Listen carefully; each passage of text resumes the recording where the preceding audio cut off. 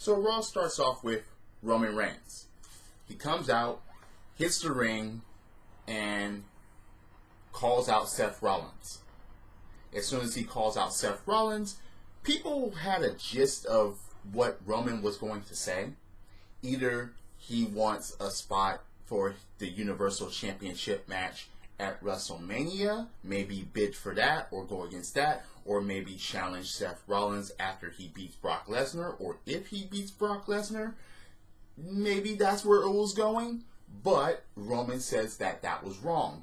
He wants to get the band back together one last time, which means a reformation of the Shield. Rollins was like, no, anything but that. And Roman was like, look, tomorrow is not promised to us. And Dean Ambrose, as we all know, has not renewed his contract. So when his contract expires, he invited.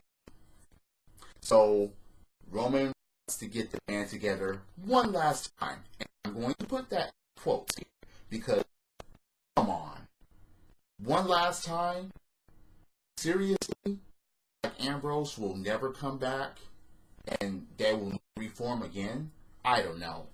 But anyway, Rollins reluctant, but then he agreed, and then they call out Dean Ambrose to get his answer on the situation. But before he can really say anything, Elias comes out and blasts him with a guitar and runs away like a thief in the night when Rollins and Reigns come out. And Ambrose, he didn't want any part of them, so he and then just walks to the back. They will tease us all night about this. You knew that was coming. 6-man tag team match with Drew McIntyre, Lashley, and Baron Corbin versus Strowman, Kurt Angle, and Finn Balor, the Intercontinental Champion. Yes, the heels had a little interview talking what they usually talk about, their opponent and how they're going to do that and win. The Intercontinental Champion belongs to me, blah, blah, blah, blah. Kurt Angle can't keep up, blah, blah, blah, blah. And in the match, Strowman actually took himself out when he was trying to go for his run around, and he runs clear over Leo Rush and into the barricade, taking himself out of the match. Kurt Angle was taken out earlier in the match, and Finn Balor, he gets that spear from Bobby Lashley, and then he gets beat, and then after the match, Kurt Angle and Finn Balor gets a subject of the steel steps when Kurt Angle is whipped into the steel steps, and then you had Finn Balor that was slammed on the steel steps. It's just, wow. And, damn. So, after all that, now Braun Strowman is just a blip on the radar now. Finn Balor's Intercontinental Champion, and then there's Kurt Angle, who, okay, so you give him a win last week against Jinder Mahal, a former WWE champion, but against McIntyre, I don't understand. This, damn. Anyway, Natalya versus Ruby Riot. Natalya beats Ruby Riot and with a roll-up and basically escapes from getting jumped by the Riot Squad. Wow. Anybody enjoying this Raw yet? Yeah, okay. Triple H comes out, and he doesn't talk about Ric Flair, he talks about Richard Fliehr. Yeah, and he went on and on about, look, this is a man that wasn't even supposed to be here. Last year, he was in the hospital clinging on to life. And he celebrates his 70th birthday, and then that gets interrupted by Batista talking about, do I have your attention now? And Triple H, he gets emotional, and he goes on a little tirade, and yeah, I'm right, you have attention. So, he says that when you look at him, when you see him again, you're not going to see the character, you're not going to see Triple H, you're going to be looking at the the man himself. Well, we'll see about that. And there's supposed to be a scheduled face-to-face next week, but Batista says that he's not going to show up there either. Because he was like, no, I'm not going to show up to Philly. No, I'm not going to show up next week. We're going to play the game my way. Stephanie McMahon says that Ronda Rousey, quote-unquote, vacated the title. So, Becky's suspension has been lifted. Wait a minute. That's what Ronda wanted in the first place. And now that Ronda forfeited the title, you lift the suspension. Okay. I'm trying to follow the logic with that. But, yeah, I'm just going to call it what it is. Shit. Anyway, dropping all charges, supposedly. And now that Becky is reinstated, Becky and Charlotte will go against each other at Fastlane for the vacated Raw Women's Championship. But Becky has to sign a whole harmless agreement in order for that to take place. Seriously? So earlier, you had Heavy Machinery. Otis got his feelings hurt. Oh, and they're going to teach the whole Raw Locker tag team a lesson.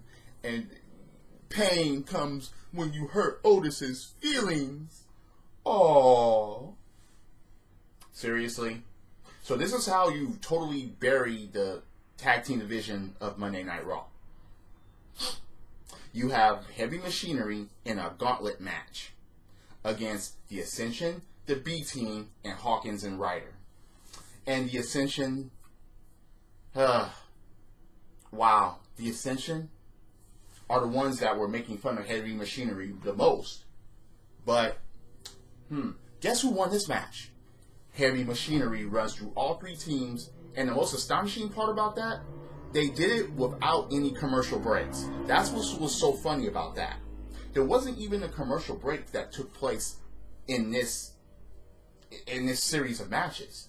Usually, if a match is somewhat important or whatever, there's a commercial break, and then it comes back or whatever, and then, you have the match still going.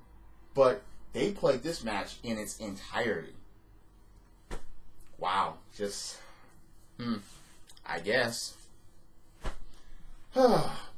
So, Dean Ambrose won't talk to Roman Reigns. He wants to get ready for his match with Elias. Yeah, dangling the carrot. Yeah, they're teasing us all night. Shield getting back together? Nope, not right now. Please, Shield. Carrot, yeah, follow us. Come on, man. So, Tori Wilson is going into the Hall of Fame. What the fuck? So let me get this straight. Tori Wilson is going into the Hall of Fame, but King Kong Bundy isn't in the Hall of Fame, and he recently passed away. Rest in peace, walking condominium. Man, a legit threat in the 80s, challenged Hulk Hogan for the WWF Championship, but he's not in the Hall of Fame, and Tori Wilson is going into the Hall of Fame. Yeah, WWE logic for you. Now, maybe there's some type of story that I don't know, that maybe he didn't want to get in the Hall of Fame, but Tori Wilson going in before King Kong Bundy, no. That's just, no, I'm not happy about that. At least that's not as idiotic as Enzo Amore's tweet saying that Enzo Amore didn't even know the difference between George the Animal Steel and King Kong Bundy. All right, that's just the gist of it. And if you're going to be a wrestler, it should be mandatory to know wrestling freaking history and the who's who and so on. That's just, anyway. Let's get back to the review report. So, Ambrose won't talk to Rollins either, but Carrot, yeah, Charlotte says that Becky will sign the contract. Her ego, blah, blah, blah. I'm just like, oh, goodness. Elias runs down Philly, goes against Dean Ambrose, and defeats Dean Ambrose. Well, there was no interference, but of course Dean Ambrose still selling the guitar incident earlier in the night, so,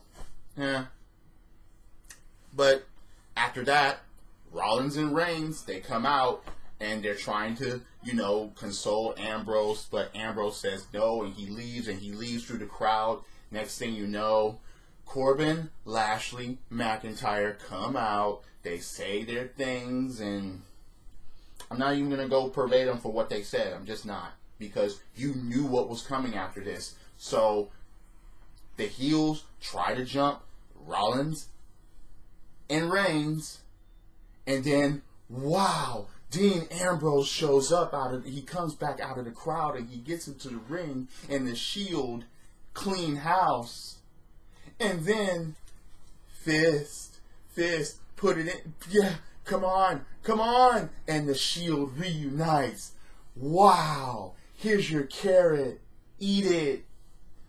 So for the last time ever at WWE Fastlane, the Shield versus Corbin, Lashley, and McIntyre. Wow. I guess you have to find something for all those motherfuckers to do. Seriously. Duh. Just duh. Tamina versus Sasha Banks. Tamina beats Sasha Banks. Tamina pins Sasha. I don't give a damn what type of interference that took place, because there was distractions and interferences and things like that. Banks' statement, and Tamina gets pulled out of the ring by Nia Jax, but seriously, Tamina beating Sasha Banks. That's funny. That is funny. I don't know how else to put that. Just funny.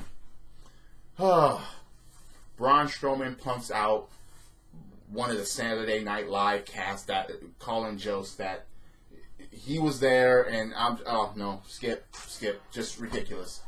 Is any of this real? He held him up there for a whole commercial break. Just wow. So that got a commercial break, but Heavy Machinery running through 3 tag teams did it. Speaking of tag teams, the Revival against Aleister Black and Ricochet, and this is for the Raw Tag Team Championships. During the match, Bobby Roode and Chad Gable come down and basically starts beating on the Revival, causing the disqualification. Yeah, they want to be next in line. There's no rematch clause thing anymore. And then Bobby Roode and Chad Gable actually get into the ring and gets into it with Ricochet and Aleister Black. Yeah, alright. Seriously, remember, everybody that was in this segment has been in NXT and has had NXT championships. So, again, NXT darlings, Ricochet and Aleister Black only? Wait a minute. I do believe that Chad Gable was with Jason Jordan as NXT Tag Team Champions. The Revival, NXT Tag Team Champions. Bobby Roode, NXT Champion. But now, oh, goodness. Like I say, WWE logic for you. Now, Steph, Charlotte, Becky, in the ring, sign the freaking whole harmless agreement. Sign it, yes, and now you will be able to take care of each other. And then, well, what do you know? Ronda Rousey shows up, walks out, give me my title back. Wait, seriously? Wait a minute. So let me get this straight. You could drop your title, leave, and say that it was vacated or forfeited, and now you can just walk out and just demand for it back. And then, just like that, you get the title and you're the champion again. I don't know when that rule came in, but anyway. But Becky versus Charlotte is still going to happen. And now, if Becky wins, she will be added to the Charlotte Wait. So let me get this straight. Charlotte and Ronda have a match at WrestleMania. But now Becky has to win this match against Charlotte at Fastlane in order to be a triple threat match at WrestleMania. Wait a second. Didn't Becky win the Women's Royal Rumble this year? So why the fuck does she have to earn her path into the main event at WrestleMania? I don't get that. I don't understand that. That makes no sense whatsoever. Explain that to me, people. Yeah, that's silly. So, Ronda Rousey literally snaps, loses her mind, goes on a tirade on the mic. You boo me in Los Angeles. I did everything for this business, and they did everything to protect these women's frail bodies. You know, no more Mr. Nice Bitch, and basically attacks. Yes, she attacks the man, Becky Lynch, and striking, beating her down.